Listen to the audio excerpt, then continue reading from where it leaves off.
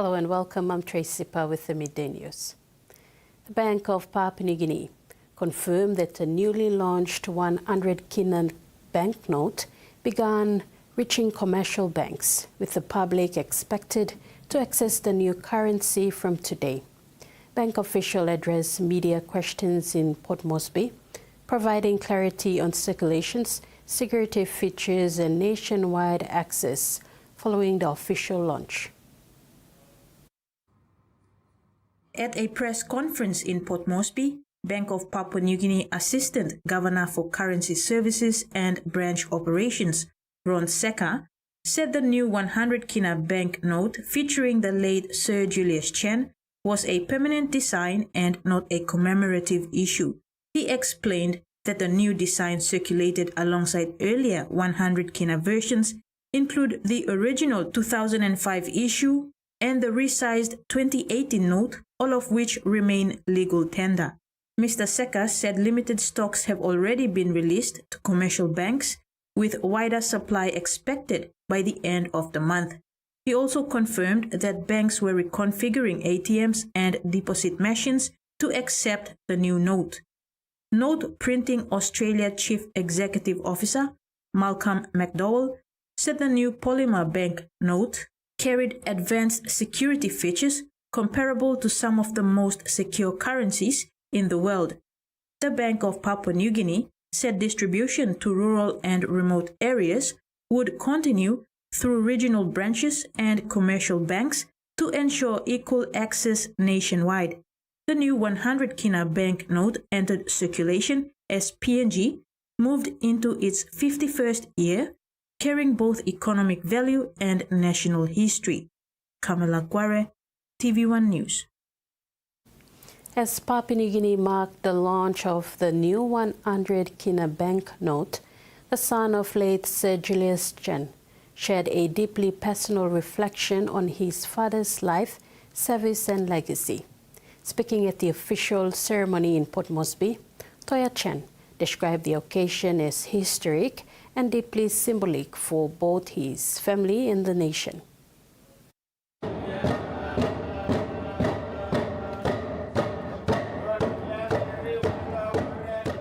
Standing before national leaders, dignitaries and family members, Toya Chen said the unveiling of the new 100 kina banknote was more than a ceremonial event.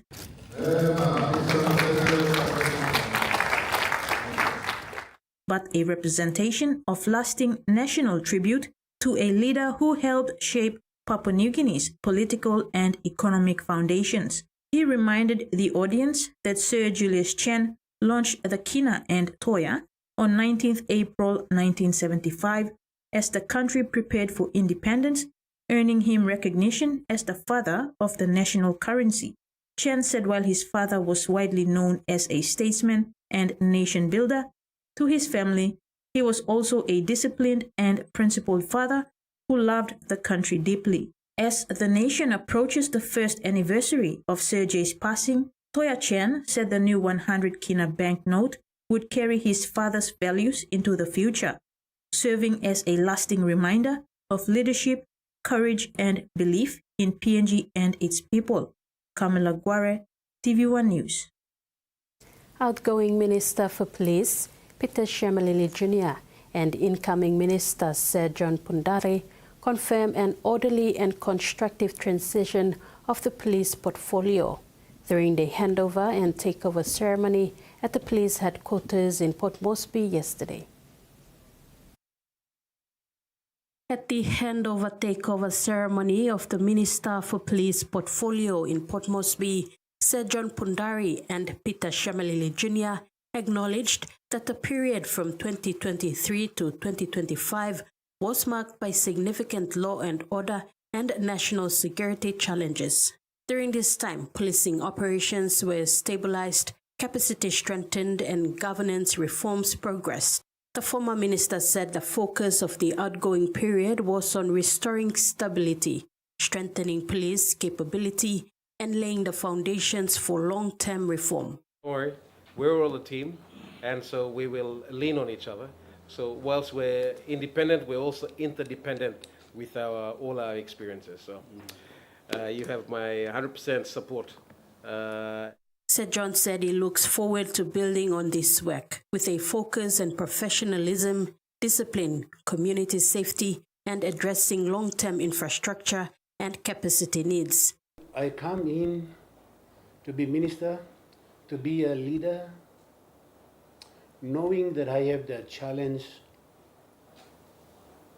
to ensuring that the reasons for a Royal Papua New Guinea Constabulary and for the reasons why a government invests in the police force are achieved, and the outcomes are a reality for our people. He said one of the key achievements made under the leadership of Shamalili is the transition of the Bomana Training College, which saw an increase in the number of police recruits and ongoing training each year. An investment that may have been made by our good friends of Papua New Guinea is the investment of the police college. You call it the Center of Influence. I am so very, very satisfied given the need of policing manpower in the country. Sir John thanked Shamalili for the support in setting the standard in the police force, which he will continue to deliver as he takes on a role he described as not easy, especially with addressing law and order issues in Papua New Guinea. And also coming into the department as the new police minister, and over the last few days, I've realized that it has never been an easy tasking. The Securities Commission of Papua New Guinea has launched its new licensing module called Centurion Enterprise System, marking a first major milestone in the SCPNG's digital transformation journey. The system is funded by the government through the Public Investment Program, administered by the Department of Treasury, the Department of National Planning and Monitoring, and the Department of Finance. The newly launched Centurion Enterprise System for the Securities Commission of Papua New Guinea is an integrated digital platform encompassing all core functions of the Commission.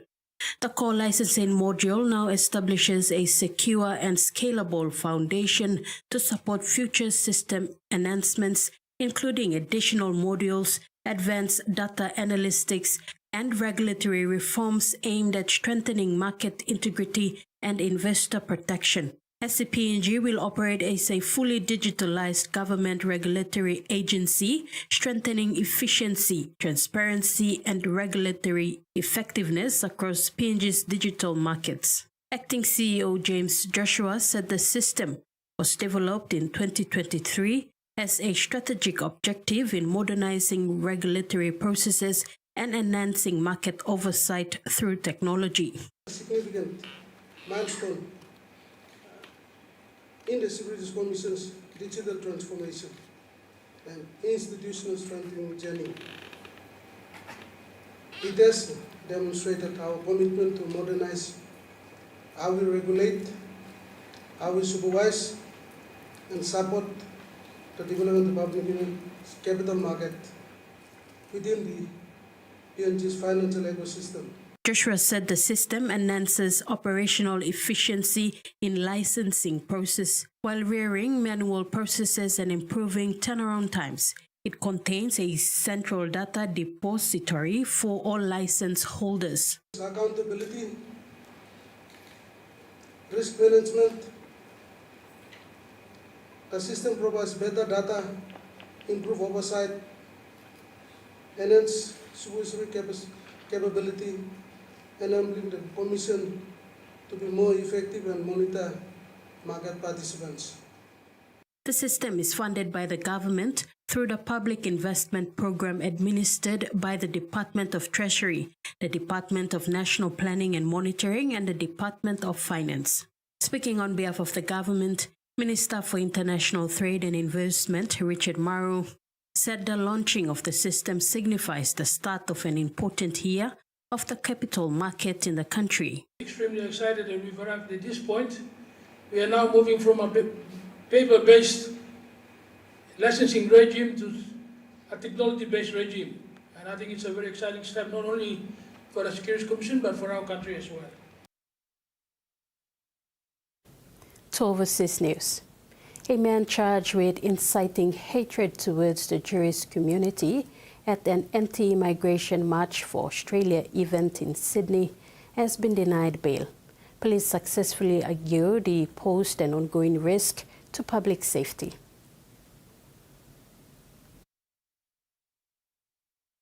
Yesterday, he appeared before a crowd. Today, it was before a court. Brandon Koshel took part in an open mic session at the March for Australia event in Moore Park. Go ahead, mate. I need to drag on for a few minutes. I'll say it quickly. His anti-Semitic diatribe took under a minute. What he said, which the ABC has chosen not to replay, resulted in a charge of publicly inciting hatred on the grounds of race, causing fear. Police prosecutors today opposed his release on bail, arguing there was a risk to community safety and a risk the 31-year-old would commit further offences. They called his speech a brazen and public incitement of hatred towards the Jewish community. Police material cited in court suggests Mr. Koshel was a member of the neo-Nazi group, the National Socialist Network. Brandon Koshel's lawyer said the NSN has openly stated it will disband and did so before the event, meaning there is no risk. She said there's no allegation of any ongoing affiliation with any active group, and her client told her the Celtic symbol on his shirt was not an NSN symbol. His lawyer pointed to his very limited criminal history and suggested conditions including a ban on attending public rallies. But Magistrate Daniel Covington was unconvinced, saying there's a real risk of jail time if Mr. Koshel is convicted, and the prosecution case was strong. In light of the alleged facts sheet before me and the ideologies that are suggested via the comments made, it's very difficult for me to determine what conditions could be put in place in order to both protect the community and protect the risk of him committing a serious offence. For now, he'll remain in custody and the case returns to court in a week. Public school students in the Northern Territory will soon be required under education policy to sing the national anthem at assemblies. The Post-Australia Day policy shift also requires teachers to educate students about national symbols and what they mean to Australia's identity. But there's questions over the necessity of the policy, noting most schools already adhere to the new rules. Busy day for the Education Ministry, opening a new preschool and cracking down on the national anthem. We just had Australia Day yesterday where we saw a resounding support for Australia Day. This is part of our government's consistent approach right across the territory to make sure that we know that the national anthem is sung. And yes, that means both verses. The national anthem is two verses, and two verses are to be sung. It's in holistic singing the whole song. On the streets, a mix of reactions, mainly indifference. I've always had to do it, so it doesn't really worry me. No, I don't think it's that important. I think it's fine. It's not bad. The government says the anthem mandate is key to restoring a sense of national pride in Territory students. But 2 days out from the new school year, and with attendance rates declining, some have questioned if the government's focus is in the right place. In 10 years of working in education in the NT, I've had exactly 0 conversations about whether we should be singing the national anthem more in schools or whether we should be singing the national anthem less. It's my understanding that most schools are already singing the national anthem anyway. The Education Union wants the government to focus on teacher safety, teacher workload and student need. The government's parliamentary colleagues also unhappy. We have gone a long way towards stepping into and learning about the Ballender system of education, but they need to come and learn about our education system. We need to stop playing politics and focus on getting better outcomes for our children. What the government will do to schools who don't comply with the new rules, it's yet to be known. I don't know that there'll be consequences for schools that don't adhere, but what we're saying is that we want to make sure that schools are singing the national anthem. A classroom question, unanswered for now. In sports, the PNG Kickboxing Federation has announced a landmark joint venture with the National Youth Development Authority and Steve Jazz Premier Kickboxing Promotion of Australia. This partnership is aimed at developing professional and world-class PNG fighters.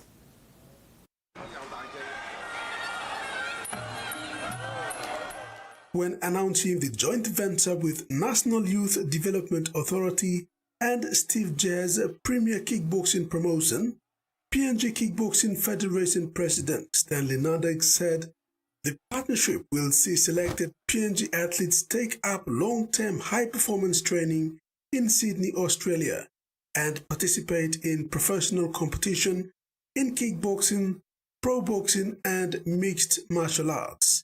Initially, 10 athletes will be selected under a strict process and guidelines, with the first group expected to begin later this year. Nadek said this initiative fulfills his long-held vision for PNG kickboxing, to have PNG kickboxers use well-standard facilities and participate in the professional fights throughout the world. He added that unlike short overseas tournament trips, the program allows fighters to stay in Australia for 1 to 2 years, fully integrating into the professional circuit under the guidance of retired Australian and champion and promoter Steve Jazz.